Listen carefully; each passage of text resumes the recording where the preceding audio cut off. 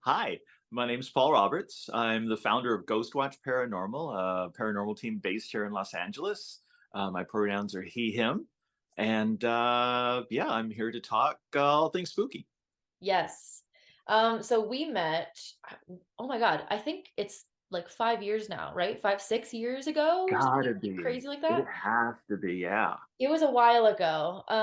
So I'm glad that we were able to keep in touch because I think that ghost hunting and like witchcraft are very different things.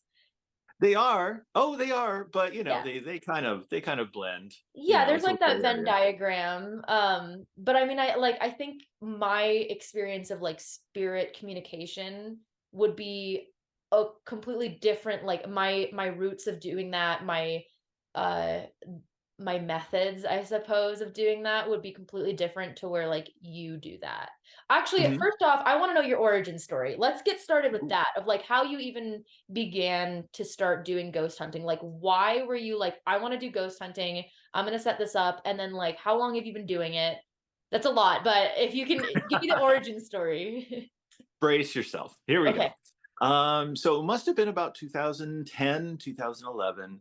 I went through a bad breakup. I was going through this really, really like dark time in my life. And I kind of talk to people about and teach people that, negative energy, low vibration attracts low vibration.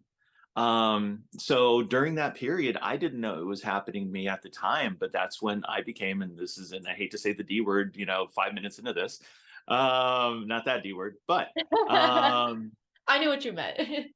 it was an oppression. Looking back on it and realizing and coming out of it and literally surviving it, it was an oppression. There's the three stages, infestation, and that's basically when you attract these energies to you and they just kind of infiltrate your life. They move in, if you will. They inhabit your environment, they inhabit your space. They kind of see, are you worth an investment? Is this something that they can play with long term, or is this something that's just kind of like, you're going through a phase, we're just going to move on, or this person's a little too grounded? Because back then, obviously, I hadn't started with paranormal investigating, so didn't know anything about protection other than what you saw on the TV shows, anything like that. I mean, no clue whatsoever. So I was open. um and so then it just progressed into this thing where I was isolated, where I would be in my room in the complete dark. And it's very ironic I'm doing this interview right now in my room in the complete dark. But every night, there would be at least one. It was several shadow figures. And when people talk about shadow figures and you hear about shadow figures, and they refer to it being darker than dark, it literally is darker than dark. Like they would stand there in the corner of the room and you would just stare. And it was like a staring contest, and they would move, they would shift. And you're like, okay, so it's not my mind. And it's just darker than the room. Because, your eyes get adjusted to the light. Right. So even a dark room, you can kind of make out things. No, these things were pitch black. And it was numerous ones throughout this entire time. I mean, it was a good maybe 3 or 4 month period where it just literally sucked the life right out of me. Like, no desire for social interaction. My job suffered, my life suffered, my health was just fading away. I was doing things and substances that I really hadn't done before in my life. Mhm. And to the point where there were some mornings where I didn't think I would wake up. I would wake up, my eyes would open up, and I would be surprised I was still alive. Wow. So it was just kind of one of those things where it was like, and again, didn't know it was happening, didn't know what was going on Yeah. whatsoever. Um, but Oh, so I was just gonna ask, like, how did you come to understand that? I mean, obviously you were in a depression, but how did you come to understand that there was also the oppression happening? ah, well, it was, and it's oddly enough, I was watching a TV show. It was late one night, and it was Paranormal State. I'll always remember it. And Lorraine Warren was on there, and they had a case where it was somebody's house, and they were kind of going through similar things.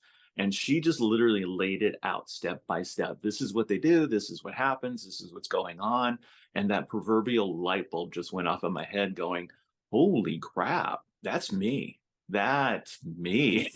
This is what's going on here from the shadow figures. Because again, No idea. I thought it was a dream. I thought I was hallucinating. I thought whatever.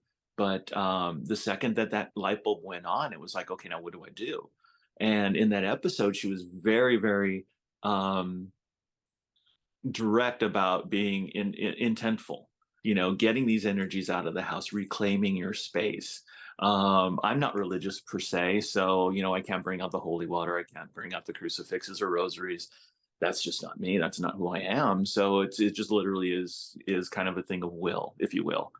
Um, and so it was for like 2 or 3 weeks. I just remember every time I would see a shadow figure, I would feel kind of that heavy or that weight coming in, because now that I was aware about it, I knew the difference between what was normal and what wasn't normal. Mm, Um, and I would yell at the top of my lungs, very forcefully, very angrily, swearing, you know, making up cuss words just to, you know, get them the F out of my house.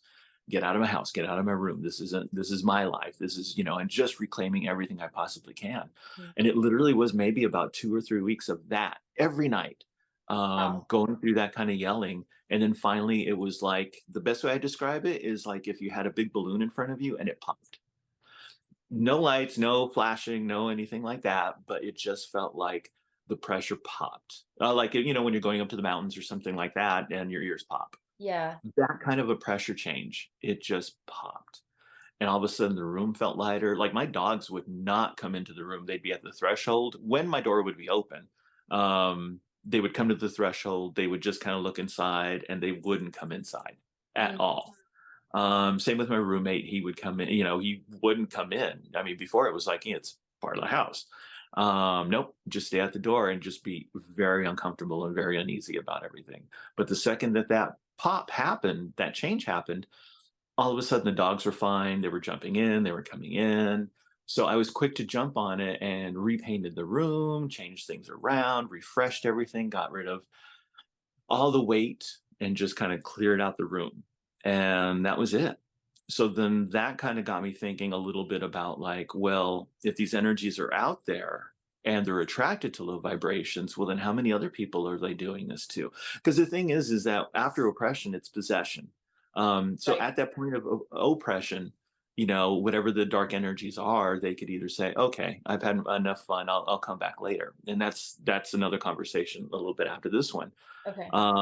Is they can either invest and actually try and possess you and take over your life, or it's something where they just do you off because they've had their fun. We played with this one as much as we can. Let's just do it. So that was my kind of thought going into the paranormal was kind of like, well, crap, if this happened to me, is it happening to other people? And if so, we need to kind of bring a light to it.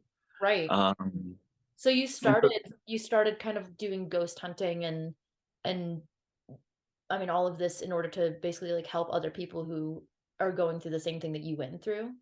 initially, I did, and unfortunately, you know, the only resources kind of starting out, and it's the same thing if you want to start out now, and it's more accessible than it was back in my day. Back in my day, um, you know, I would go out. There was like these certain TV shows would host like, you know, ghost hunting events and weekends and things like that. And so I signed up for a couple of those, went out.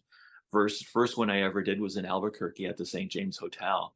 And loved it, fell in love with it. I knew that was my path. That was what I was meant to do. That's where I'm going. That's what I'm doing. Um, and just over the time it just kind of evolved where I was going more into that range. And it's kind of like we kind of brushed upon it a little bit when it comes to like religion or spiritualism or stuff like that, or even spirit communication. It's intent. Yeah. And it's just what your intent is, and embracing it, understanding it, and accepting it. Your intent can change, but whatever your intent is, go into it wholeheartedly.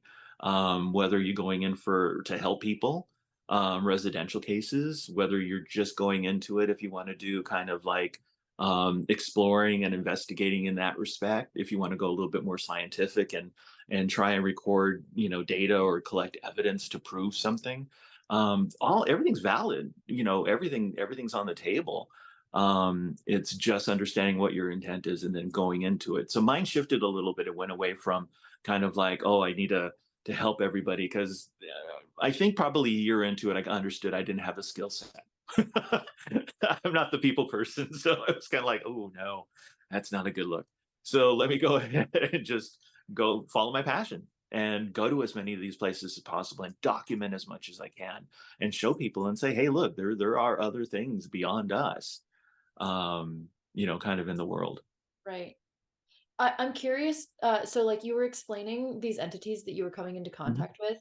How do you like categorize the spirits and the entities that you come into contact with? Like, do you like, because I feel like a lot of people that I talk to, they all have different kind of ideas of like what a shadow person is or what a demon is or whatever. And it's like shadow people to some people are very passive and they're not really, they're just like awkward, but they're not, intense or mean. But then like other people are saying that shadow people are, these dark, deep entities that are need to be flushed out or whatever. And it's like I'm trying to get more insight with like more people because I'm curious if it's like the entity itself, like say it's a shadow person that's passive to me, are Mhm. they aggressive to somebody else, or Mhm. are we using the same term for 2 separate things? Kind of like, there's common names for plants, and, like, I'm Right, using one common name for one, and you're using the same thing for a different plant,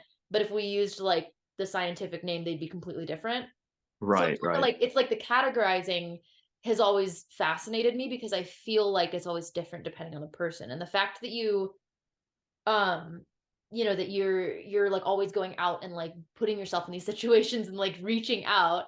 I'm curious, like, how you categorize these or, like, what you feel like shadow people are, how you define a demon, how you define a spirit, or that's a big question, I think, but I Here we go. We'll break it you're down. up for it.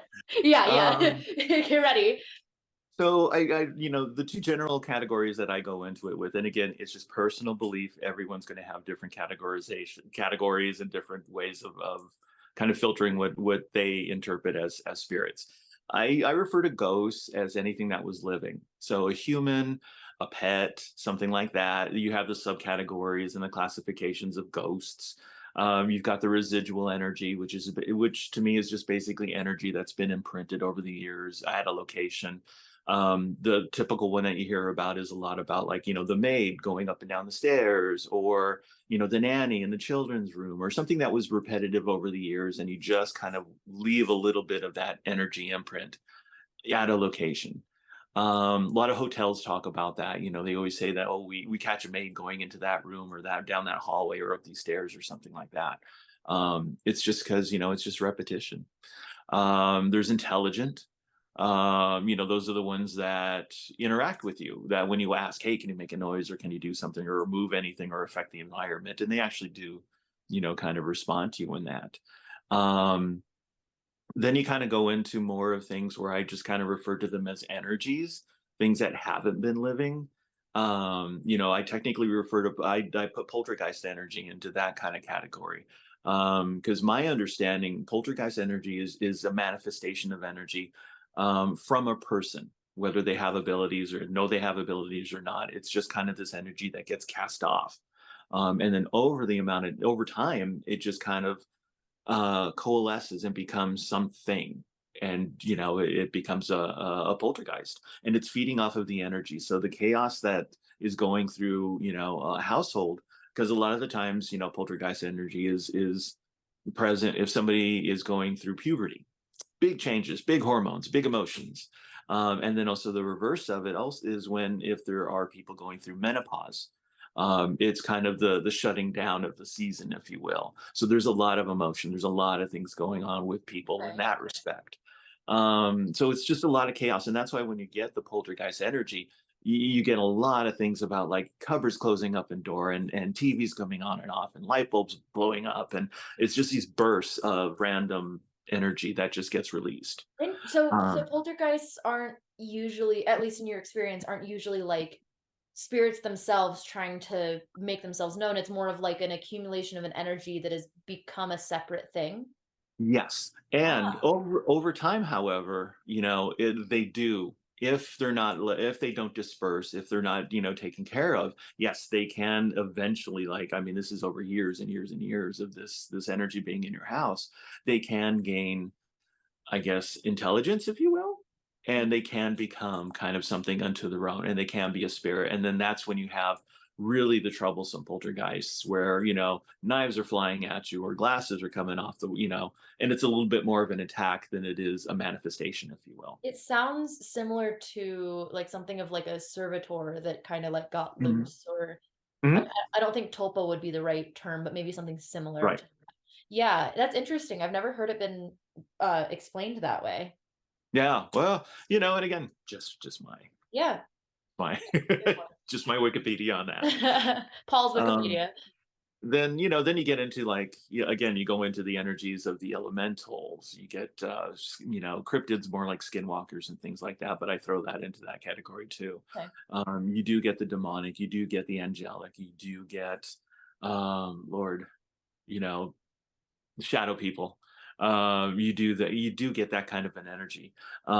Yes, everybody is different. It's kind of like these energies react the way that you would react to a person. So, if you meet somebody for the first time, you kind of gauge them and see what's going on, Right. and that's your response.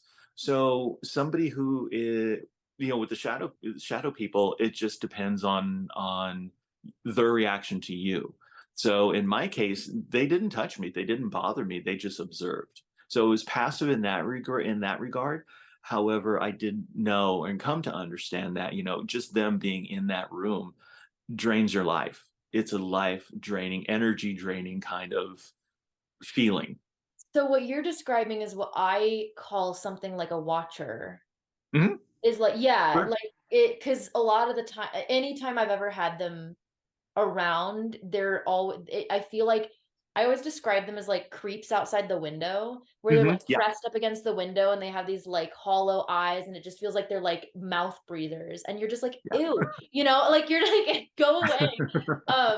But that's so interesting, because then I feel like there's other energies that are the shadow, that I call shadow people, that are just Mhm. like, I don't know, I feel like they're like rabbits. They're like there, and you're like, Uh-huh. and they're like, "Oh," and they like leave, you know? I don't like, Yeah. there's something, they're not like, they don't like suck anything. They're just kind of chilling, and then they're sketchy and very like jumpy. Whereas these watchers, but you call them shadow people, are like up against the window, or like they sit in the corner, and they're Right. just creepy. Like, you're just like, ew, don't do that.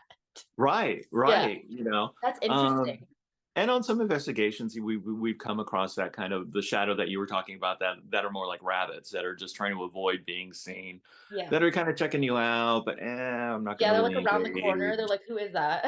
all the time. But rule of thumb for me, if people start talking shadow figures or they have something in their home with that, I get a little bit nervous for them. Yeah, I'm in my world. It's kind of they're not there for a good reason. yeah, that makes sense. They're there for a reason, and more than likely, it's not a good one. I'm gonna If it pause was, because my cat yeah, is pushing my books over again, sorry. So yeah, no, no worries. here. Hopefully, I'm not completely talking your ear off. Oh, no, I mean, honestly, I love it. So please do talk my ear off, that's what we're here for. It's just my cat being a nuisance. Anyway, do you have more categorizing to go through, or No, I think oh, that's kind of okay. Okay, yeah, that's interesting. I like knowing more people's, I guess, like, categorizing, because it's always different and it's always interesting, and I feel like I always learn something to kind of, like, add to my book. that's kind of what I tell people.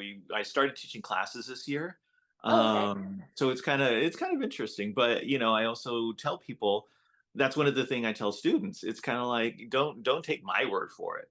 Right. Take the things that resonate with you that I kind of say, and you're like, oh, okay, well that makes sense. Mhm. But then talk to other people.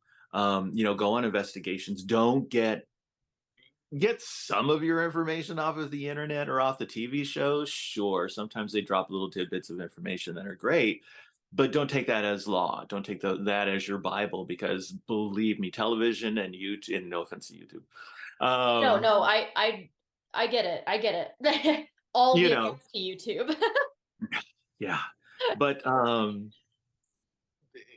it's really just kind of like little bits and pieces. It's like a squirrel. You just gather little things around there, you bring them to your nest, and that's what your Bible is. That's what your Right. journal is all about, is taking all these different things and bringing it together. And that's your personal belief, you Mhm. know?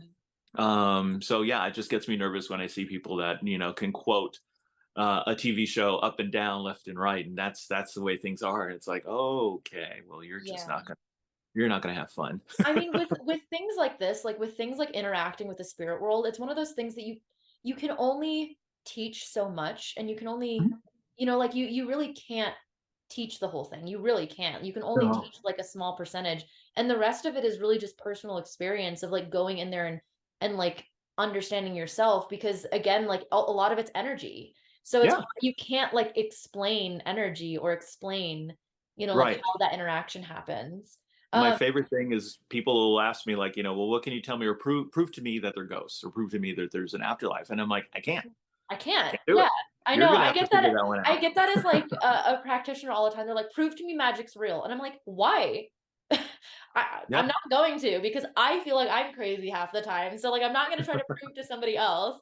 What does that like look like to you? If somebody, do you do house calls, or like what makes you choose a certain location? Does somebody call you and be like, "Can you help me?" Like, or do you do all of the above? I mean, completely open to residential cases. And again, for rule of thumb, is I always tend to treat residential cases as much more of a dangerous unknown factor, because you don't know what the family was into. You don't know what the people who lived in that house or apartment were into. You don't know what the property is. There's a lot of it factors that you're like, I don't know what I'm walking myself into here. Mm. But when you go to a location like a Waverly or Bobby Mackey's, or you go, those kind of places, you kind of know what you're expecting. Right. So you're a little bit more prepared and a little bit more cognizant of like, okay, well, this is what's going on. Um, we've kind of not stepped away, but let's say the requests, there's quite a filter for us to do a residential case. Right. Really the only one that we've done is one that was referred to us by our mentor, and that was great. And we the good thing about that was that there felt like there was a resolution. We got to the bottom of the source. We actually did an investigation at the place. We got some actual evidence from the location. There's so many filters, especially being here in Los Angeles. You get a lot of people who we literally had a lady who brought us into the house and told us that, well, can we kind of, do this within a week or so? Because I've got a film crew coming out, the following Wednesday. We want to shoot a pilot and we want to, be able to include, the paranormal and the ghost stuff like that. And it's like, yeah, no, we're not jumping through hoops here. Yeah, no. People. I take it seriously. I take it seriously, and I understand that, especially if you try and you try and help people as much as you can, but you also have to figure out, like, do they really need help, or is this just something that there's an ulterior motive? And I don't want to subject myself or my team through all that because it's an investment. Mhm. The investigation we did, I think we went through maybe 2 hour plus interviews with the family in the location before we even cracked open a voice recorder. Because again, we have to have an understanding of what's there before we can actually figure out how to get rid of it. Yeah, you have to Uh, be so thorough with, I mean, it's also you're investing time and money, and like a lot of mhm. time. Oh, I was just going to say we don't get paid for it. Residential. If there's anybody, and I'm probably shooting myself with a lot of people out in the world, but if you have a paranormal team and you're asking for help, like, hey, my house is whatever, um, shouldn't be charging you for it. That's it's a privilege for us to be able to help you. B, on the investigator side of things, it's kind of cool because here's a whole new location and experiences, and I don't know what we're going to capture here. Mhm. So, I always get leery when people are, when other teams are kind of like, oh, yeah, this is what we charge for residential. It's like, dude, Mhm. why? I get it if it's out of state, there's travel costs or something like that. Right. Totally get that.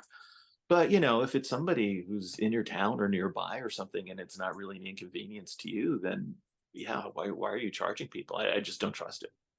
What kind of factors do you look at first when going into an investigation? Like, what's one of the first few things that you kind of have to like look at to give yourself a better understanding of what you're walking into? It's like if we're talking like a new location. Yeah. Okay. If we're doing a new location, basically, I like to know. There's some investigators that just like to show up at the door, knock on the door, and walk in with the equipment and go for it. That's okay. No. That I wanna know a little bit before I go in. I'm the same way. I want to know a little bit. I want to kind of know what the history of the place is. What are the things that we might find while we're there? What are the stories? Because if we're doing an Estes method, or we're doing,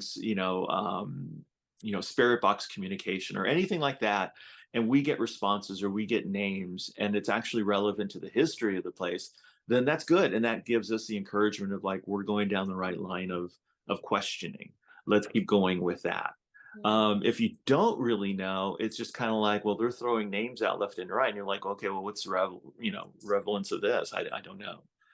yeah. Um, so it's a little bit of the history of it. I always tell people when you go to a location, if you can, just walk around, Mm, and that's what I love to do. Is whether you have a docent or somebody who's there, they'll take you around and they'll tell you, oh, this is where the hot spots are, and it's like, okay, great. yeah. But just get a feel of the place first. Don't go in with a preconceived notion of like, oh, this is the Amityville Horror House, and stuff's going to go down. No, get a feel for it. Again, you're walking into it. Your interactions or their response to you is going to be different than another team that's coming in after you. So I like to walk around, just get a vibe, get a feel.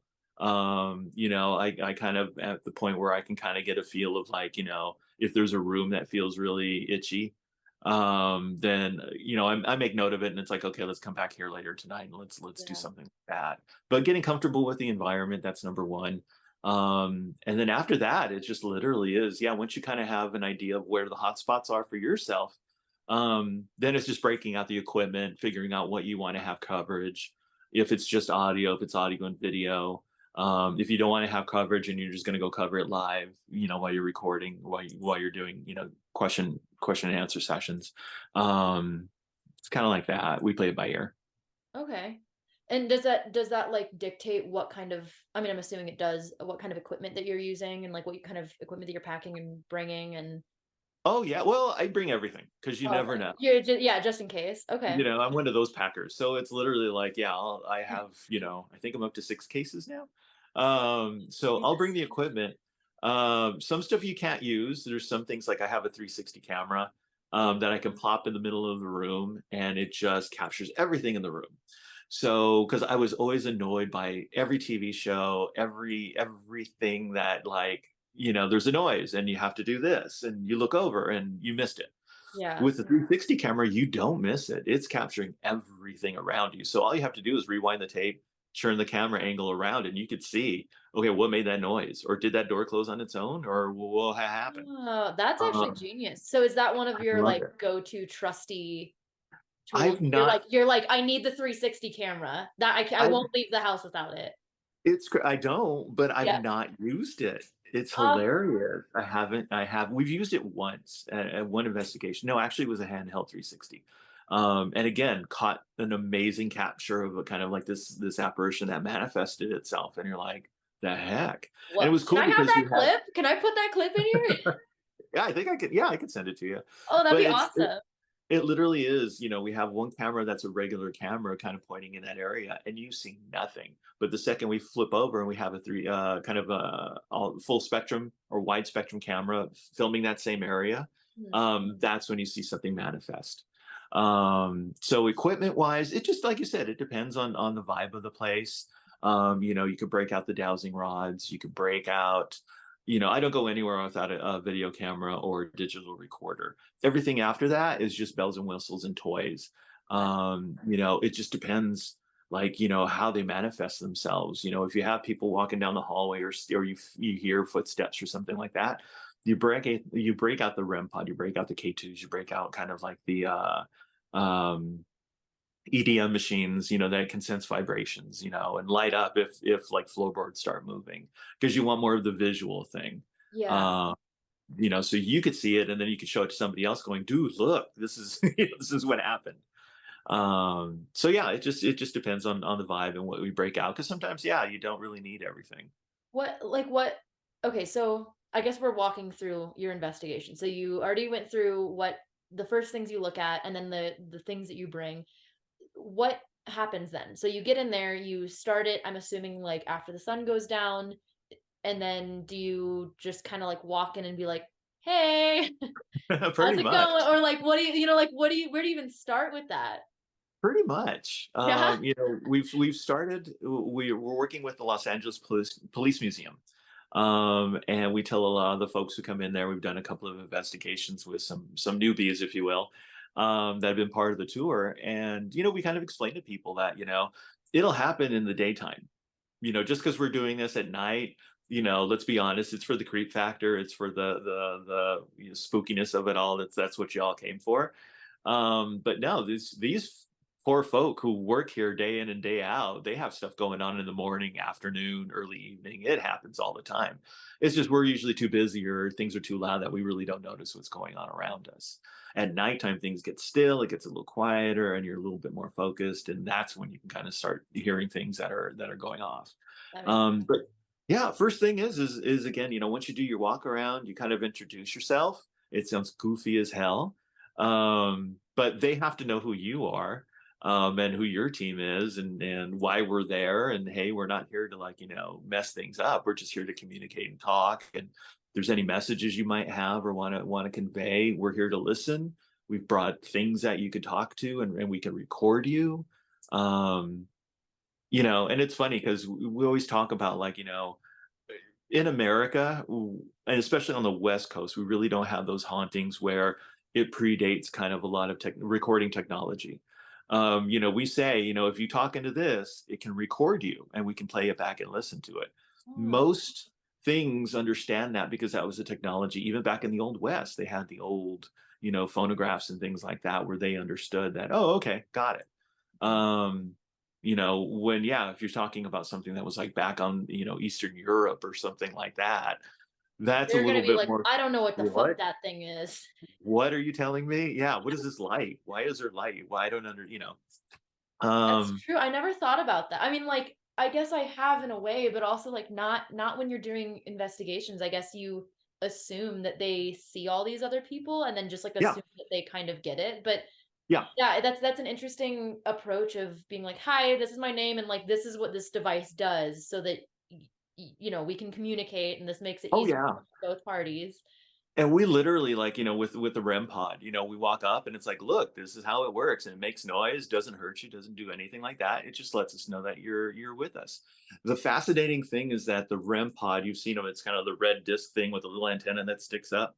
Um, it's actually based on a theremin. So like that musical instrument that you play and it's all those spooky music things. Really? It's basically a theremin inside of that device because it's a proximity device. So the closer you get to that antenna, the louder the reaction is going to be. It just lights up and makes the noise, versus just kind of making that noise that musical theremin would How make. do you like that tool? Because I've always wanted one just for fun.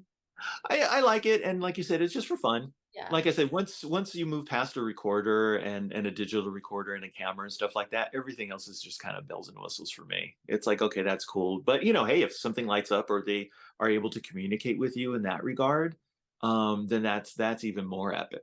I've always been curious about doing that method where you have, 2 people and then one person has the headphones and they're blindfolded, and, like, Yeah. I think it's, like, static or I don't know what plays, I don't remember what it is, but it's, like, the constant changing of, like, a radio or something, right? Right, right. It's there's the Gonsfield method. And right now the big one is the Estes method, and that literally is what it is. So you hook your noise canceling headphones to a spirit box, Ah, and okay. the spirit box, yeah, that's basically white noise. It goes through radio frequencies for 4 channels per second, I think, at the quickest rate.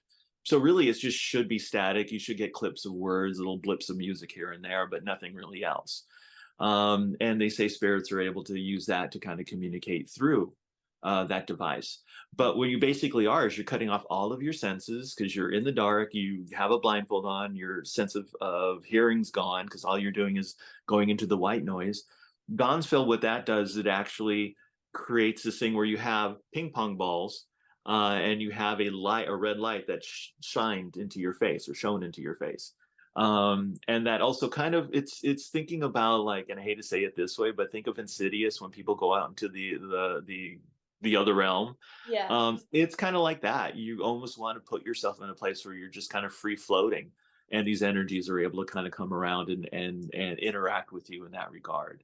Okay. So you can hear things, you can hear words, you can hear things kind of coming through. Yeah, I've always wanted to try that because then what is it like? One person has the senses completely cut off and they're just listening to the white noise, they're blindfolded, and then the other person is like asking questions, and then whatever the other person hears through it, they just say it, but they can't Right. hear the person asking these questions, right? Exactly. So when you actually have those interactions and all of a sudden, you're having a conversation with something because those responses coming through that person, that's only hooked up to the spirit box, and is isolated for every intents and purposes. It's exciting. Yeah. It's just like, holy crap, we're actually talking to people. This it's kind of cool. Yeah, It's I've kind of always cool. wanted to try that. So maybe one of these days I'll have to come out and visit and be like, "Can we just can we go 100%. can we go a see?" 100%. I think you'd be amazing at it. Thanks. Um, I've never done any kind of ghost hunting, really? actually. Yeah, Oh, I've you're never done kidding. really ghost hunting. I have some friends that I'm gonna try to do they're gonna take me out, this month because they do ghost hunting here in Colorado, Oh, and cool. so I'm gonna try to film it and see how it goes, but, like, Yeah. I have never done it, at least in the traditional sense of what you would think, like, otherwise, I've like, communicate with spirits often, at least I think so. Right. But Right. yeah, I've never like gone to like a haunted location and like tried to I guess like Actually capture them. I think engaged. that's the thing Yeah. is like the difference between practitioners often and then like people who investigate, it's like the investigators want to capture it and Hmm. like document. Whereas like Yes. practitioners are like, I don't know, we just kind of chatted a little bit, like this is what they Totally. said. Yeah. Totally. And that's, and again, it goes back to intent. I tell students all the time, don't invest thousands of dollars in equipment if that's not your gig. Mm, If it's just you with a pendulum or some dowsing rods or whatever, then that's focus on that. That's where you live. That's what's going to excite you. yeah. Because if you all of a sudden are burdened with a camera or some equipment that you don't really vibe with, then you're not going to have fun. Right. And that's what it's there's no reward to that. I love what I do. It gets me excited just talking about going out and doing this kind of stuff, and that's how it should be for everybody. Yeah. uh, we also push the whole idea that the paranormal investigating shouldn't be scary. Mhm. It's interesting, it's fascinating. When you're in that room and you hear footsteps coming down the hallway and there's nobody else in that place except for you, that's fascinating. That's like, who in the heck is that, what's going on? To me, it's not I'm jumping out a window because I'm terrified about what's happening. It's just kind of like, this is freaking cool. Yeah. Well, I mean, like, it's kind of the way that I try to explain it, it's like trying to speak to somebody who you have like a language barrier with, Hmm. or like, Great. and then like comes from a completely different like cultural, what is it? Cultural and society like standing. That's not the words, but you know what I'm saying. Like has a completely different experience, and so you're kind of like trying to understand where they're coming from and what they're trying to get to you. And I personally think that's fun because then you kind of are asking them for their own perspective in a way. Hmm. And then hopefully providing your own. But I had a question and then I lost it. The train of thought just crashed. It's gone. It's a lot of things coming at you. I'm sorry about Yeah, that. yeah. Well, do you have oh, okay. So do you have any favorite investigations that you would like to share or like any experiences that you're like one time this happened and it was fucking wild and I want to tell you about it? I think the most vivid one that I usually talk to people about is we were in Virginia City. Mhm. And I'll try and paint the picture as quickly as possible. But we were doing like maybe two major investigations a month back in that time period. Jeez. We were cranking. We were doing our thing because that's what we love to do.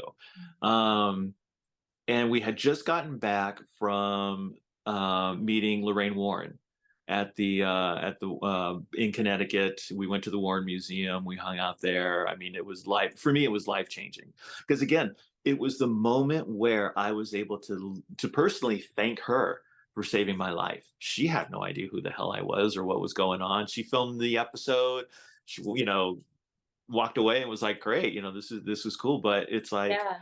it's also the knowledge of like, no, you literally woke me up and saved my life, Mhm. and just wanted to thank you for that, you know? So for me, it was just this full circle moment, and not closure, but just kind of like, oh my God, this is wild. Yeah. Um, so we did that, came back.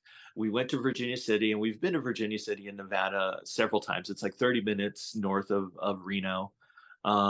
It's a wild ghost town. Like literally every building is haunted. It's fun. It literally, we call it the Disneyland for paranormal Oh my investigators, because god. everywhere is haunted. And we had done a couple of investigations. We were there for the weekend. And we went to this one location, Mackey Mansion. And again, it was one of those things where it was, our understanding was it was kind of like this harmless, I don't say harmless, but it was just one of those paranormal haunted locations. And they talk about some kids running around upstairs, and nothing bad, nothing dark, nothing, that was off-putting. So when we did our investigation and things were a little quiet, and sometimes it's a little stagnant, because again, it's like you're saying, it's like, how do I communicate with you? Do I want to communicate with them? I don't know these people, they're in my house. Um, so we did what I love to do, is we played hide and seek, because there's kid spirits. So you want to kind of like, Oh. let's play a game. And that, yeah, it works. If there's kids or there's things going on and you feel comfortable in the space Mhm. doing it, then yeah, you can try and play hide and go seek and go into different rooms and split up and kind of like, all right, now go tag somebody, or see if you can get a response in that regard. But then all of a sudden it just went dark. And I remember walking into, I think it was like a blue bedroom, and just freezing, just stopping in my tracks, going, oh no, something's changed here. So I called in another investigator. I'm like, just walk in. And he walked in and he froze right next to me. And he's like, okay, something's not right here. What changed? What was going on? One of our other investigators was learning Reiki, and so she got uncomfortable immediately. It was just like, I gotta go. So she went downstairs to hang out with the other people, and we were all upstairs. So the next thing that a couple of minutes after that, you literally heard, like, it sounded like a big chest of drawers or a big trunk that just kind of fell over in the attic and got dragged a few feet. And we're underneath it looking up like that, going, the hell is going on? There's only one door to the attic, and that was padlocked. And so nobody was up there, nobody was down there. You couldn't access it even if you wanted to do it. I get it. Okay, great. Something tipped over and fell over, but what The dragged it? drag. Yeah, it was the And it drag. was heavy. So we're doing Q&A. We're trying to get some in questions. And then one of our other investigators, who was more sensitive, he went to the threshold to the next bedroom, and then he just froze. And he's like, there's something sitting in the chair looking at me. And then you just heard the dread in his voice. And he's like, and I can't remember now, and I hate to say it, but I want to say it had green eyes. I think that was the color of eyes that he was saying. And, some people believe different entities manifest different eye color. Demonic is kind of red, Jinn are kind of like yellow or gold.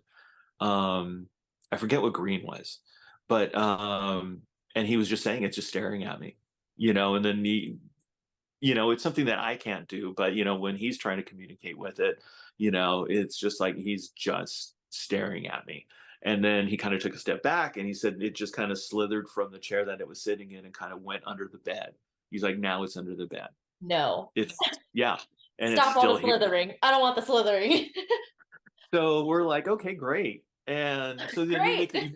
you make the conscious effort of kind of like, do we call it a night, or do we just kind of keep going down this road? And we made the conscious thing of like, let's just tap out. Let's leave things well enough alone. Again, the whole idea is that you go into these places, you go home, you're on the 5 freeway heading back to Los Angeles. But these poor folk who still work there, the docents and actually the family who lives in that house, they have to put up with it. So when you have people going and doing spirit board sessions or ceremonies or things like that, and they make things worse because you're provoking and agitating these energies, that's not cool. I Yeah. mean, you don't, it's like you don't go to a house and trash the place and leave, and it's all yours to clean up. So anyway, so we just decided, now let's fold it up for the night. So we did. And I stayed, and a couple of other investigators stayed in a location called the Miner's Cabin, which is like 5 minutes down the hill. I took the back bedroom, and the other two were in the front room because I snore like the devil himself. So I'm like, you're going to need a couple of doors just so I don't bother you. So I'm in the back room. I had my contact lenses out, just turned off the lights. I forget, it must have been, I think, 3 in the morning or something like that. And I get woken up by literally fists on my back, pounding at my back. And it was just rapid fire. And I wake up and I'm like, what's going on here? And it seemed like it was going on for a minute, but I'm sure in reality it was maybe, 10 seconds or something like that. And then it just stopped. And I rolled over and I'm like, the hell was that? And just freaked. And I just remember laying in bed for like a good 20 seconds, like just trying to hear if I hear anything. Obviously, I know it's not my friends. Why would they do that? That's ridiculous. But it was quiet. So I'm like, okay, great. So I'm doing kind of the blind walk through, through the dark to get to the bathroom so I could put my contact lenses in so I could see. But it just shook me to the point where I remember I packed up my bag, I packed up, grabbed my gear, took it to the car, and left. And my rationing at that moment in time was like, it didn't bother them. So I'm going to leave the doors closed and I'm not going to say anything. And I'm just going to like leave them at peace. That was my rationale at that moment in time. Was it an a-hole move? Probably should have woken up to say, hey, we're under attack here, guys, get ready. Uh-huh. Um, but I went down about a mile, and then literally it was just that little voice in the back of my head going, "You gotta go back. You just gotta go back. You can't leave them like that. Come on." So I turned around, went back. The miner's cabin has two entrances, so I just went into my entrance. I didn't have to bother them at all. And I remember I watched Golden Girls the rest of the night, and then Yeah, it I was would like, be sleeping. There's oh no no, no, no, no, no, no, that wasn't happening. So I remember it was 7 a.m. The sun was starting to come up, and I just remember I woke them up. It was like, we're leaving. right Get your now. stuff Yeah, right get up. now. And they No looked at breakfast. me. No, they literally looked at me and they're like, what the hell happened to you? And I must have looked worse than I normally look because it took them aback. And I'm like, and I kind of explained what had happened. And they're like, you've got to be kidding me. Hey, thank you for coming back, you jerk. But so that was probably the most, experience that I've had on any kind of an investigation. Now, the exciting thing about it is in November, where I'm heading back up to Virginia City, and I booked the minor cabin where I'll be staying for 3 months. Daring. Well, it was funny because we're talking about it in my room, and I was like, I can either stay here at this place where I got my butt kicked, or I could go to like a nice, comfy hotel that's right there in the heart of the town, and that way I don't have to drive or worry about things. And I just remember he looked over at me, he's like, you're going to go see ghosts, right? And I'm like, well, yeah, that's the whole thing. He's like, well, then I was like, yeah, okay. All right. Oh my God, that's intense. So that was the most. That was the most. I've been scratched before. Mhm. I've been scratched a couple of times. Mhm. But again, it's just those things of like, for me, it's an experience. It's like, Right. okay, um, yeah, it's exciting. It's not terrifying anymore, I guess, because you get desensitized to it maybe over the years or something. Now it's just more cool and exciting. And it's like, I'm at the point where I kind of find myself where people take a step back. If they hear something, I take a step forward. And I'm kind of like, oh, this is cool. This is different. Okay, I could do this. Yeah. Um, So so what do yeah. you do for those people that do have like that entity with the green eyes? Like, do you just be like, "Hey, yeah, so you do got something. Bye." Or do you give them protection advice? Do you give them any kind of like banishing advice, or like are you just there to like confirm their We're We were just there literally. It's because some of these places that you go to, the haunted locations, they kind of know what they have, and they're used to it. Mhm. They just invite investigators in. You rent out the place for the night or for a few hours. You do your thing and then you leave. So it's repetition for them. But we did let them know that, hey, this seems to be out of the norm. And I think once we kind of regrouped and took a breath and kind of like re-examined what was going on, the general consensus is that something that we brought with us from Connecticut and just kind of attached itself to our group Yeah, because it and did kind of follow you down to the And then it followed down to the miner's cabin. Because right. again, the miner's cabin, it's haunted. It literally is, I want to say 20 some odd feet away from the entrance to the mine where I think 31 miners died. Mm. And that miner's cabin was a place that, they would go put on their gear, go into the mine, and at the end of the day, go take a shower, get out of their gear and change, and then go on with their life. So it's haunted. There's energies that are there, but I don't know if I've ever heard anything about people being actually like, pummeled. Yeah. Wow, that's insane. Oh, and I mean, for do you like bring any protections for yourself and your team when you go into things, or do you wear anything? Do you carry charms? Do you, like, do you set things up, or do you just go in raw? I beforehand and like in my everyday life, yes, I've got my rings on, I've got my bracelets on and stuff like that. Because again, this is my house. This is where this is supposed to be your peaceful sanctuary. And I want to keep it that way as much as possible. Is the house haunted? Heck yeah. My roommate just started a new business where it's vintage glassware. So he's in China, and so he's bringing in all these things from auction houses around the country of silverware, of glassware, of utensils. And the activity's gotten to the point where even he's noticing it now, where he's like, I've seen people standing in the corner, and when I turn my head, they're gone. And I'm like, you're kidding. He's heard voices when the house is empty. He's heard people talking, and he thinks it's me that I came home and didn't say hi to him or something like that. And I'm on the phone talking to somebody. Um, so anyway, but it's nothing bad. It's nothing, horror. It just might be something that's attached and like sentimental value to whatever wedding china or something. Over time, those kind of energies, I think, get a little bit bored and they move on with their life and hopefully move on to wherever they're supposed to go. So nothing bad, but again, I have the protection, but the second that I'm going to go in and I'm going to investigate, everything comes off and I go in raw dog. Damn, you raw Um, dog it. Okay. because like if in my mind, I want to have that interaction. You know Right. what I mean? I don't want to have that barrier there. Wow, the analogies. Um, I don't want to have that wall or anything that's going to prevent something from interacting with me. Mm. At the end of it, there's I do several things about as far as protection goes. It's again, I'm not religious, so I'm not the one with the holy water. I put my rings back on, my bracelets on. I do the whole shower thing. I envision the white light kind of coming down and just washing all the energy off of me, so nothing hopefully attaches itself to me. I haven't had really trouble with that in years, so Good. knock on wood. Yeah. Do you have any experiences like in graveyards or cemeteries, or do you tend to feel like you're like they're just chilling, like I'm not gonna bother them, or are you just like have you ever done that? And it's fun. I've been to a couple of cemeteries, but my own personal belief with cemeteries, like I've been to the cemetery in Goldfield, Nevada. I've been to the famous one in Tonopah that's right next to the Clown Motel a couple of times. I've been here in Los Angeles. The Evergreen Cemetery. There's different ones.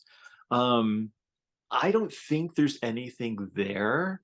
If I and again, controversial, and this is just my belief, I always think that if there is something there, it's going to be very immediate after the burial. And then I always think that like, why am I sitting here looking at a piece of dirt and my body in a box when there's other things I could be doing? Right. Or I could go visit family, or if I'm going to wherever I'm supposed to be going, great, then let me move on. What I do think, though, is I do think that there are things that are in cemeteries per se that are a little bit more ominous. Because again, low vibration attracts low vibration. So you've got people that are grieving over family members or loved ones that have passed away. And I always think that something attracts that grief. That grief is just kind of like this little beacon that's like, oh, hey, let me just kind of hang out here and feed Yeah. off of this lovely emotion that I'm getting off of that. So I'm not one, and again, it's when it comes to me, I'm also with in investigating, it's I also want to show things and present things and look what I caught. And anytime like you do anything outdoors, there's too many variables. There's too many things that it could have been traffic. It could have been somebody talking. It could have been kids half a mile away playing that you're hearing. It could be the wind. There's too many factors that you can't rule out. So I'll usually pass on investigating cemeteries or things that are really outdoors just because of that. Because that's not I could do it and have that interaction and it's cool, but for me to feel fulfilled, I need to be able to come back and like cut the evidence apart and be able to go like, look, this is what we heard, you know, that kind of a thing. But Yeah, for cemeteries and graveyards, that's my belief. that makes Is sense. that I don't think it's human people kind of hanging out because I think they've got better things to do. I would hope. I Yeah, think I mean, that's how I feel with a lot of like old cemeteries. Like if Mhm, it's cemeteries that aren't really used anymore, they do feel very empty, you know? And mhm. like I mean, I suppose because there's still that connection with the dead, like you could call on them and like say their name and be like, "Hey," and like it's kind of like calling them on the phone. They're probably gonna pick up and be like, "Is this spam? Like, what do you want?" You know, like what's going on? But otherwise, yeah, like I feel very similar where a lot of the time it is like an ominous energy Mhm. if there is something there and it's like a really old cemetery. For the sake of like taking over and giving you a story time, Ooh, love um, it. there's this one time that I like to just visit cemeteries in general. I think that it's a really good way to learn about like the history of wherever you are. Yep. Like, you know, just the people and I like to just, you know, I'm nosy. I want to know who you were and like what you did and what happened, you know, and like what your life was like and why you're here. And so and Colorado's a really interesting place because you know, it used to be like the Wild West. So there's Right. like all kinds of really interesting places here. And I've been to a lot of I mean a lot of the cemeteries here, especially Denver area. And so like the further Mm. you get out, the more like the tinier and more like just kind of nobody really goes to these cemeteries anymore. So there was a cemetery that was about 2 hours, 2.5 hours of a drive from where I live in Denver. And so I told my friend, I was like, "Do you want to go with me?" And she said, "Yeah." So we get in the car and we road trip 2.5 hours out in the middle of like butt fuck nowhere. Like we are in and like not really even in the mountains. It's like more east-ish. So it's like there's not really like much happening. There's some hills, whatever. And we're in the middle of butt fuck nowhere. Like there's nothing happening out there. There's not really like towns or civilization. We don't really have service. And it's in the middle of November, so it's freezing. It's cold, cold, cold. And there's still snow everywhere. And so we're Mhm. kind of like on the side of the mountain, I suppose. And we get to this little tiny town that there's obviously people living there, but we don't see anybody. Like there's not anybody outside or in the car. There we don't see cars, anything like driving around. There's people living there, but like you don't see a soul. So we're driving past this and we're like, we just get a weird vibe from the town, but we're like, ah, whatever, like we're not in it. We go drive past this, we get to the cemetery, and the thing is like, so it's a dirt road. Neither of us have service, and there's snow like like a foot or two of snow, and it's maybe I don't know 4 or 5 meters of like you just walk up this little tiny hill, and then to the right there's like a tree line, and that's where the cemetery is. It's like really old cemetery that's not used anymore. And so we get there and we get out of my car and we start walking, and I think maybe we made it 5 feet, maybe. And so like a meter and a half or something. And we both stop. We don't say anything to each other other than like we just look at each other and we just go, we should go home. And we just turned around and got in my car and drove another 2.5 hours Wow. back. And we never spoke about it for another like a year and a half. Like we never Really? talked about why we didn't want to go in or why, like we didn't talk about it. We just got in the car and drove back home. And later, like a year and a half later, we talk about it. And I was like, do you remember that cemetery that we almost went to? Because you can't really see it. Like you can see the fence, but Mhm. through the tree line, it's covered in trees. There's not really anything around it. It's like the trees are kind of like encase it. Oh, dang. So I told her, I was like, "Do you remember that?" And she goes, "Yeah, I just got this feeling that we shouldn't go in there." And I was like, "I Mhm. agree." But the thing is it didn't feel like the spirits in the cemetery telling us, like, don't come near. It almost felt like the trees around the cemetery being like, you don't want to go in there. There's a Yeah. reason. There's like, and like both of us were like, yeah, like it felt like there was this warning of like, don't go in there. You don't want to go in there. We were Oh, right man. there. Like we literally could have just walked in there and got in there. And both of us were just like, I don't think we're supposed to be here. Somebody's telling us Wow. not to be in here, and we're not supposed to be here, and we should leave. So we drove 2.5 hours out, got there, got out of the car for maybe 10 minutes, and then we were like, nah, and then got back in and drove back home. And so, yeah, I think that was like one of the weirdest experiences I've ever had. That's intense.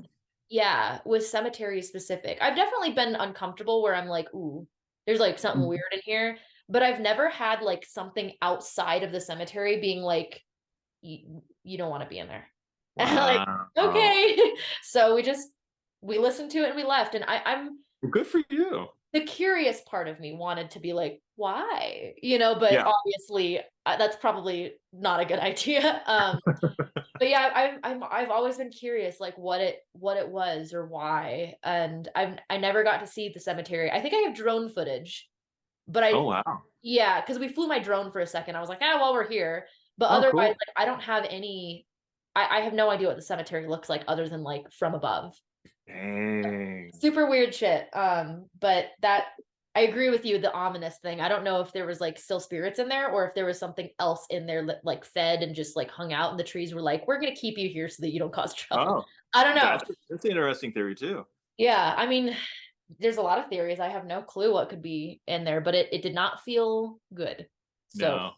We did, we were coming down from the Point Sur Lighthouse, and it's off the 101, and it's called the Los Coches Adobe. And we tried for a couple of years to actually go investigate it, but the city council kind of ruled it that it was too decrepit to mm, really have people go in there that weren't part of the city, liability. I right. mean, our petition literally went to the city council that they voted on. That's how far we had to take it to see if Wow. we could go investigate there. So yeah, they ruled it was kind of like, it's not a safe place for people to go. Totally understandable. But the first time we went to go see it, obviously we saw it on a show. We're like, ooh, this place looks spooky. Let's go check it out. It's on our way home. Let's do it. So we pulled off to the side of the road. We got out, and I've never, that might be the first time, but I had a headache being maybe half a mile away from the actual structure because it's all fenced off. Mm. So, and it's right off of the freeway, and so you can only get so far. Could you trespass? 1,000%. Would it have been easy? Oh my God, yeah. It's like the fence wasn't even there. But we do Um, not condone illegal but we activities. absolutely not. Absolutely not. Um, and we didn't. We respected the boundaries, and we're like, okay, great. Another investigator, her stomach just seized up on her. Oh. Like we were having these physical reactions just to the property. And so we're like, okay, well, I think we spent enough time here. Let's go. And we were there maybe 10 minutes taking photos and all that kind of fun stuff. But I've never had that kind of a reaction from a location, not even being in the location, just being adjacent to the Yeah. location. I've Did you never get had like that gut kind of reaction. feelings too? Or is it like there's something fucked up? Like it's not just a headache, it's not just a stomach thing. Oh Like, yeah, no, we both kind of were. Everybody was kind of the impression that it's just kind of this thing that was radiating out. I mean, it might be because we were just like a little hypersensitive coming from an investigation. So, mhm. our system was a little bit nervous, um, and a little bit maybe susceptible to that kind of a thing. But yeah, it literally was just this thing of like, no, that was a bad place to be. I don't know what's there, but it's just not good. So that's the closest I could even relate to you on that regards of like, yeah, there's just places that aren't friendly. Yeah. And at the end of the day, like that that's how cities are too. Like Mm. there's just when you go to a city, it's like there's parts of the city that you're like, "Oh, this is great. Everybody's friendly, they're fun." It's like a lot of, tourists or people love the tourists. And then there's Yeah, like other parts that people are like, "Get the fuck out of my spot." And you're like, "Oh, okay." And, like yeah, and you just leave them. You just leave them alone. That's what you that's got to it. do for the most You part. just you just drive through, and it is what it is. Yeah, Yeah. no, that's a good analogy to it. Yeah, Yeah. Do you yeah. ever do like any kind of exorcisms or anything or like hire people for that for certain things? Or do you, like I said, do you just like come in and you're like, "Oh, I'm not fucking with you. That's fine," and just leave?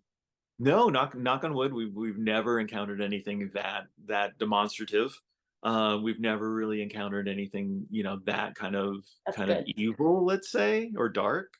Mhm. Yeah, which is a blessing, and that's kind of the whole thing of, and again, when I talk to students about it, it's kind of like I don't see why people put themselves in this situation. B, and it goes back to the original conversation. of when I say that, like with the oppression, sometimes these darker energies, the D words, if you will, I'm in their book. And so when you talk to like the Spears, like Tony and Judy Spira, that's the daughter and son-in-law to Ed and Lorraine Warren. They were taught in the respect of like, that, okay, I'll just say the word demon. Um, you're in that book. So if I go to Italy and I go to Poveglia Island, or if I go to, wherever, and there's demonic energy there, they'll know me. They know me. They know what ticks. They know what scares me. They know how to entice me. They know how to Interesting. everything. It's kind of like a shared hive mind, if you will. Okay. Um, and they're always with you. So I'm lack of a better term, I guess you can say, like I'm marked. So if I do go to these places where there is darker energy or there's demonic energy or something like that, they're going to come around and they're going to say, "Oh yeah, we know this one. Is Let's." that Do you think that's why that entity that from the house that you're talking about with the green eyes and like why it came for you specifically? Possibly. I don't think it came for me though. I don't, in my head, I don't think it came for me. I think it was just kind of this a collective thing of like, here's our team, we're all together in this one house, and now's the moment to really kind of mess with them. Okay. Because it didn't follow me. I don't think it followed any of the other members of the house. Because again, they can have their fun. They're timeless. You know what I mean? They don't, in my mind, they don't think the way that we would think. So it's like I had my fun, I'm gonna go back. Yeah, I'll see you guys in 20, 30 years from now. Maybe I'll see you on your deathbed. I don't, in 100 years from now, who knows? Um, and that's just the thing. So even though I went through the oppression, I'm never going to be away from it. I'm never going to be done with it.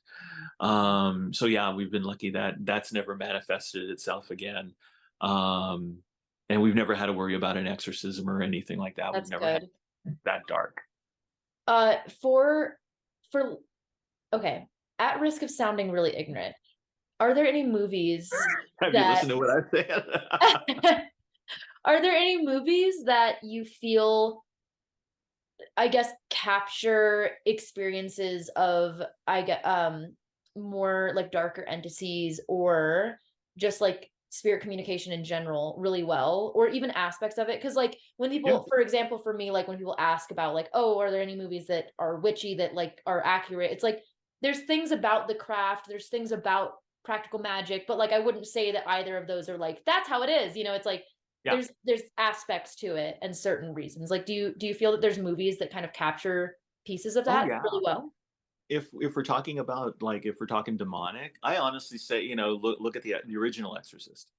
Mhm. You see the infestation, you see the oppression, you see kind of like how this demon Pazuzu comes into Reagan's life and just kind of like tears things apart, and goes after her, and in that regards, its idea was it was going to possess a little girl. I mean, long term, it might have been going after the priest, and this is just the long term thing. This is the long game that it's playing. We just think of like in our terms of like the immediate, a year or two from now. These things, again, time means nothing to them. So 10, 20, 30 years, and that's then you go, oh crap, this is why they did what they did back then. They set me up for this. So I love The Exorcist for that. um God, I mean, even if you talk about The Conjuring, and goofy as it is, but yeah, the old school way of you would put a bell on a door. We still put bells on things, or we have cat toys.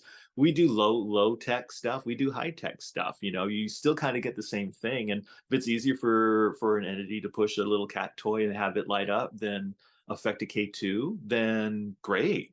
Either way, we're seeing some responses from whatever's there. um but that really resonated with me as far as like, actually them investigating and camping out in a location and really kind of being logical about things, and like, what is making that noise? Is it something physical, or is it something spiritual? So I appreciate them for doing that. Do you do you usually just stick with more like spirit entities type of investigations, or have you ever done anything that's like cryptid based?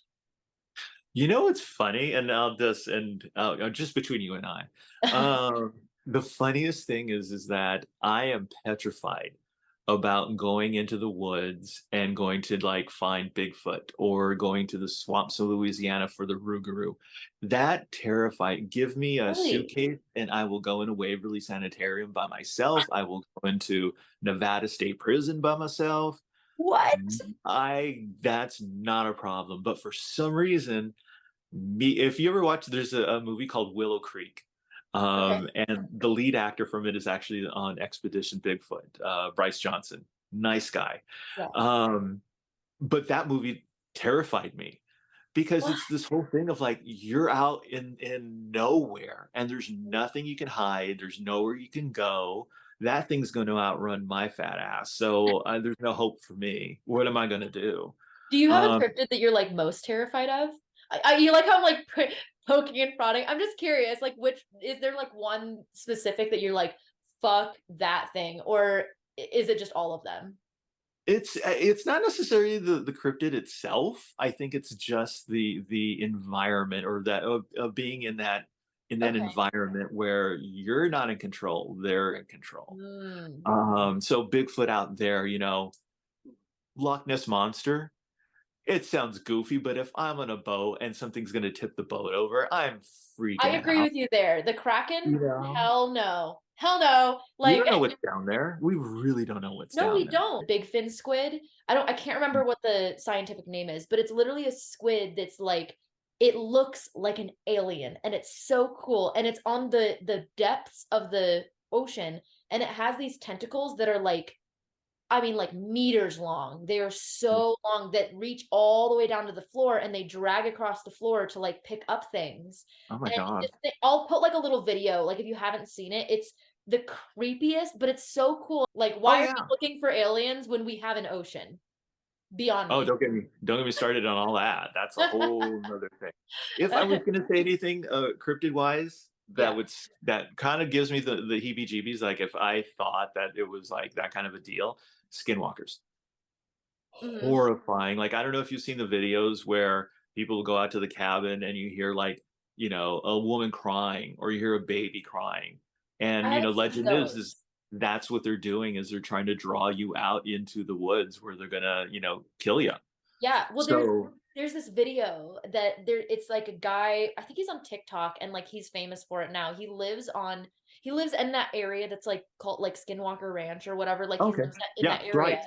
Right. And so he has this video that I specifically remember that he's on the horse. He's on a horse and he's Mhm. like, and it's like dusk. There's still sun out. You can still see things really well, but it's starting to go down. And he's walking with the like on this, he's trotting on his horse. And there's some bushes and stuff, but there's not really anything like you if there was a person out there, it's desert. Like you would be able to see them.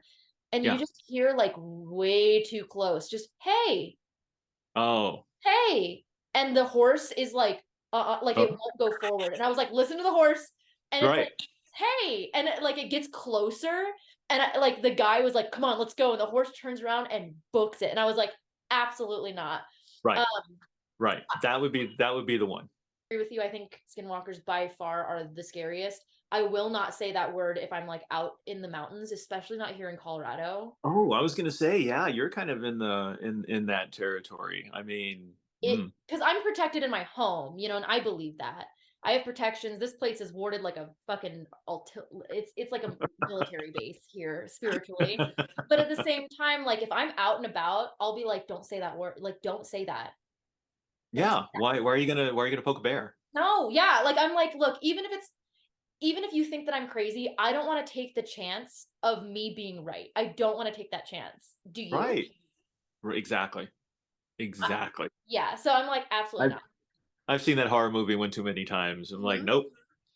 Absolutely not. Yeah, I don't know. But I don't know, I feel like there's also some weird cryptids like the what is it? The Fresno walkers or something like that, you know what I'm talking Oh my God, like the night Yeah, crawlers. with like the little pants. They look like Yeah. they have pants or something and they're supposed to be like this big or something. Those are funny. I would love to see those. They've got some funky ones, you Yeah. know. Yeah, and then you talk to Fae, you talk about gnomes. I didn't even know there was a whole thing about gnomes, but there's a whole thing about gnomes being real. And I'm like, Gnomes freak me oh, out. They also okay. freak me out. They're kind of Yeah, weird.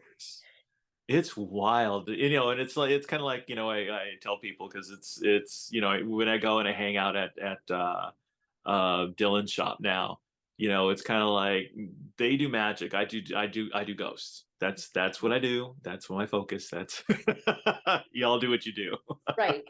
I know, it's weird. It definitely gets weird, and I think it's interesting that everywhere in the world, no matter where you go, everything has a similar folklore and or, like, legend or, like, Mhm. name for something that it like, what is it? It doesn't matter, like, where you go, they all have the same entity, they just have different names for it, or, like, the Well, same.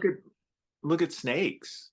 Mhm. I mean, you go from Egypt to the Aztecs to, and those cultures never cross paths. But yet, snakes were deified.